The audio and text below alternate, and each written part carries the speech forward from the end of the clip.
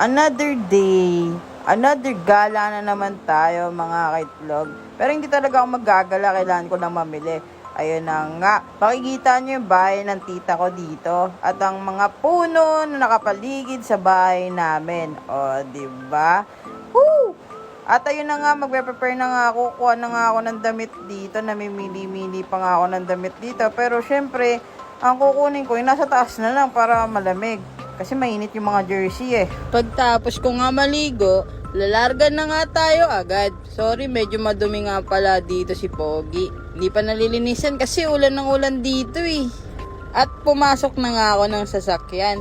Mapapansin nyo, titingin-tingin pa ako sa salamin. Napansin ko, sarado pala yung gate. Wala nga pala magbubukas sa akin. Kaya dali-dali kung binuksan tong gate na to. Diyos mio, marimar na sanay ako na meron nagbubukas ng gate sa akin. Naalala ko, ako lang pala mag-isa ngayon dito sa bahay namin at dito sa resto na to. Kaya yun na nga, bumalik na nga ako sa sasakyan. Ako nga pala si Eggy. Dati, pangarap ko lang mag-drive. Ngayon, huwag na lang natin pag-usapan. Palis na nga ako. Tapos nakita ko pa yung pinsan ko. Yan, sasakyan na yan. Pinsan ko yan. Ihatid niya ata yung girlfriend niya doon sa bayan. Kasi doon yung nagtatrabaho eh. Sana all!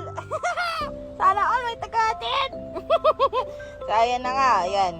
Siyempre, dito tayo sa kanto. Kaya tinigil ko na. Yan, magbabiyahe-biyahe muna tayo.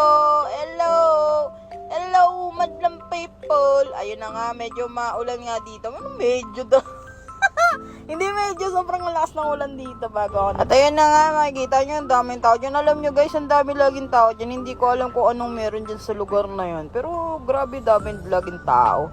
Hindi ko alam kung bakit, kahit gabi. May mga sasakyan dyan, baka may ano dyan, may bigayan. Joke. Joke lang guys. Ayun na nga, babiyahe na nga tayo. Samahan nyo muna akong bumiyahe dito. At nakita ko hindi masyadong maraming sasakyan dito ngayon. Kaya naisipan ko mag-video na lang. Ba yan, pakanta-kanta pa ako. Ayan, video-video lang yan. Para lang makita nyo na nag-drive ako. Yun lang, na wala akong kasama. At ayun lang. At papalapit na nga ako ng papalapit dito sa pupuntahan natin. O nga pala guys, pupunta nga pala tayo sa palengke ngayon. Mamimili tayo ng mga kailangan dito sa resto. Nakalimutan ko sabihin kanina, no? Hulyanin talaga ako. Pasensya na guys. Medyo makalimutin talaga ako. Ano medyo? Makakalimutin talaga ako. Hindi talaga yung medyo. Joke lang yung medyo. Ayan na nga. Yan. At naghahanap na nga ako ng parking dito. Ang bagal ng tricycle na nasa harap ko. Tsaka yung pick-up na yan. Pinagbigyan na nga yan kanina. Bagal-bagal pa. And at nakapag-park na nga ako, naglalakad na nga ako papunta doon sa palengke. Ayan, papakita ko sa inyo yung palengke namin dito. Maganda yung palengke namin dito, no?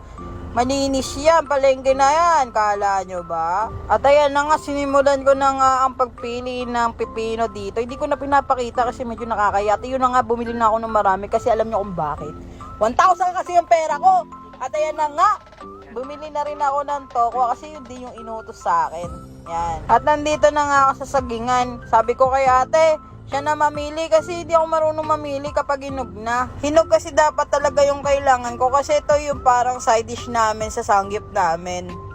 Nabili ko na nga pala lahat ng kailangan namin. Nang hinihintay ko na lang yung makakasama ko. Naglalakad-lakad na nga ako papunta sa driving seat. Nga pala guys, gumilimbat ako ng isang saging ng lola ko. Ayan.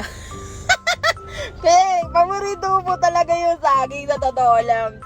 Yun ata yung nakuha ko sa lola ko.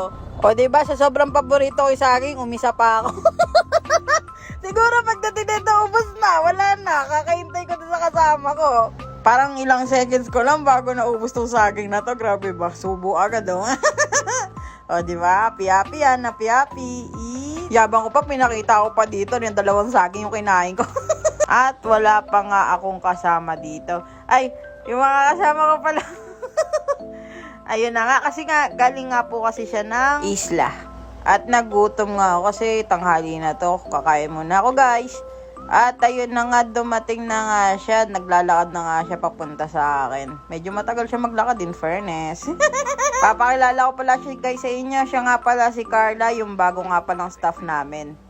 Inintay ko na siya dito sa bayan kasi syempre nandito na lang din naman ako. Dito rin yung manggagaling yung bangka na sinakyan niya. Kasi nga, sabi ko nga sa inyo, taga-isla pa nga siya. Nga pala guys, sumikot pa ulit ako nito kasi nakalimutan akong bumili ng bigas. Pero hindi ko na binidyoan yung pagbili ko ng bigas. At nakauwi na nga kami. Sabi ko sa kanya, pwedeng pakibukas na lang yung gate para makapasok na ako. At ayun na nga, ipapakita ko nga pala sa inyo ang aming restaurant. Ayan nga pala, ang Eggy Sangyup. Sangyup! Yan, bye-bye. Maraming salamat sa mga nanood na walang kwentang video na ito. Love you all. Mwah.